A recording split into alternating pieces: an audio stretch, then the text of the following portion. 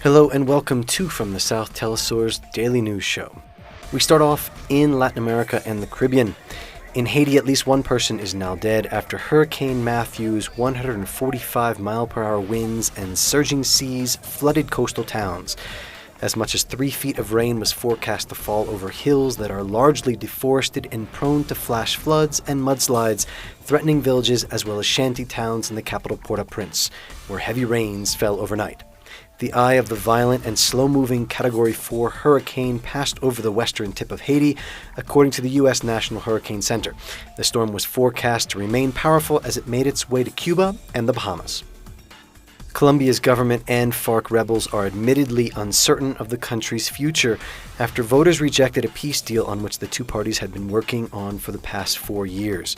President Juan Manuel Santos, who had staked his legacy on ending the 52-year-old conflict, called an emergency meeting with leaders of the country's political parties to try to chart a way forward.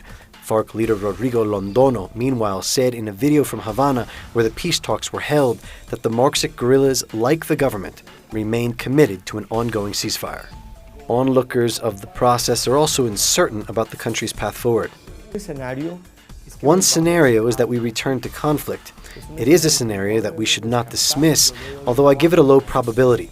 There's a more likely scenario, which is that a national agreement is reached that would lead to a series of petitions to the FARC to reopen negotiations about this that was already finished. Residents in western Mexico in the vicinity of the Colima volcano have been told that they can return to their homes, yet be on permanent alert. The 12,500-foot volcano has increased in activity this week, and according to the website volcanodiscovery.com, it's due to the growth of a new lava dome.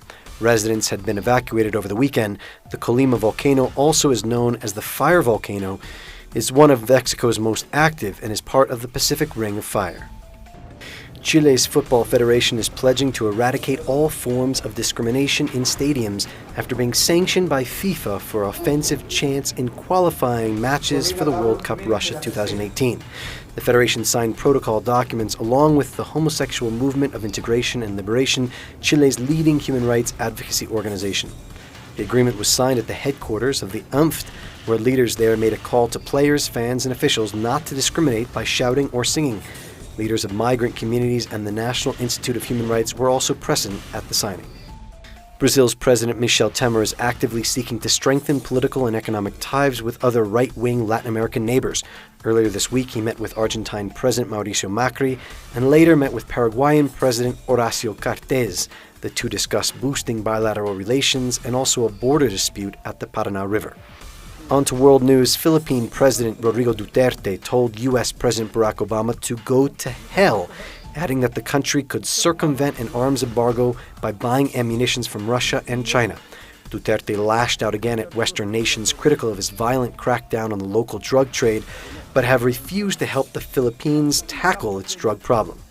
WikiLeaks founder Julian Assange said the organization would publish around 1 million documents related to the U.S. election and 3 other governments.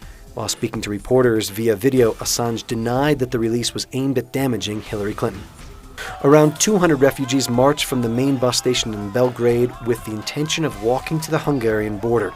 Previously, the group had begun a hunger strike, refusing to take food that was given to them on a daily basis.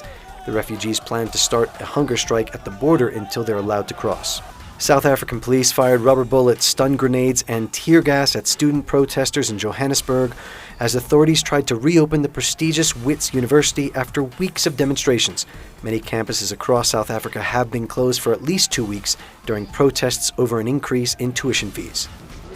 And with the Russian military operation was started in Syria from over a year, the Russian forces play another important role in reconciliation and delivering humanitarian aid. As you can see now, the Russian forces deliver a humanitarian aid for the Syrian area of Ma'lula, containing medicine, food for children, rice and tea. The move comes amid Russia's commitment to help Syrians at every level. The primary mission of the Russian Center for Reconciliation and for the Russian troops located in Syria is to help Syrians achieve peace in their own land and to defeat international terrorism. This is not the first time that Russia has distributed humanitarian aid since their presence in Syria.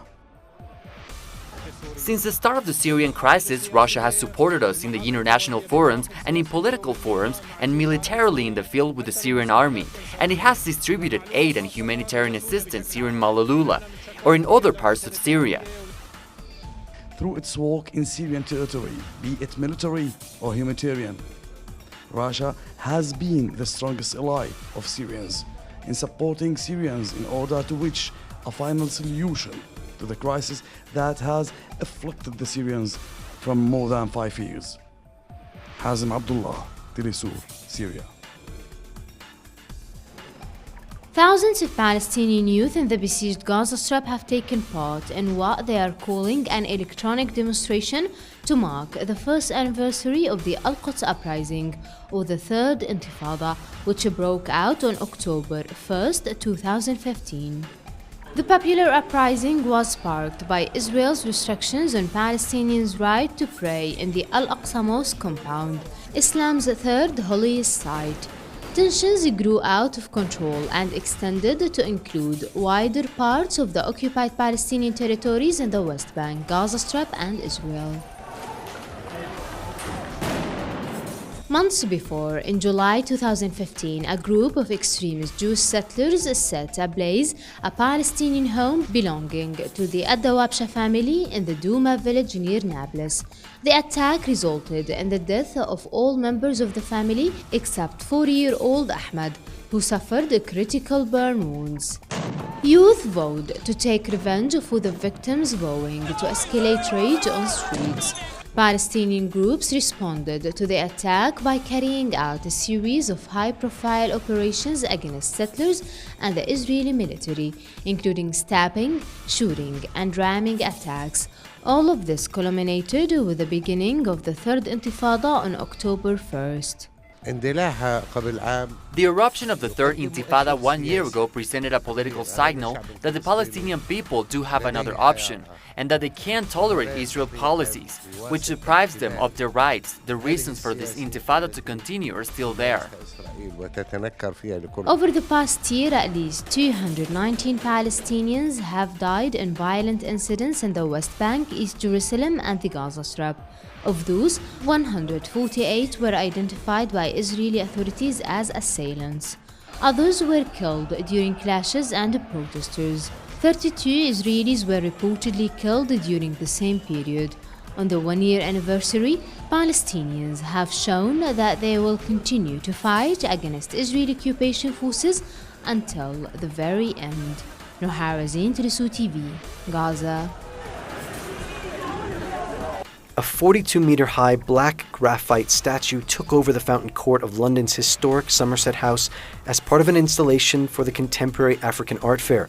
The installation was created by artist Zach Ove and is called Black and Blue, The Invisible Man and the Mask of Blackness. And that's all for From the South. More on these and other stories on our website, telesurtv.net/English.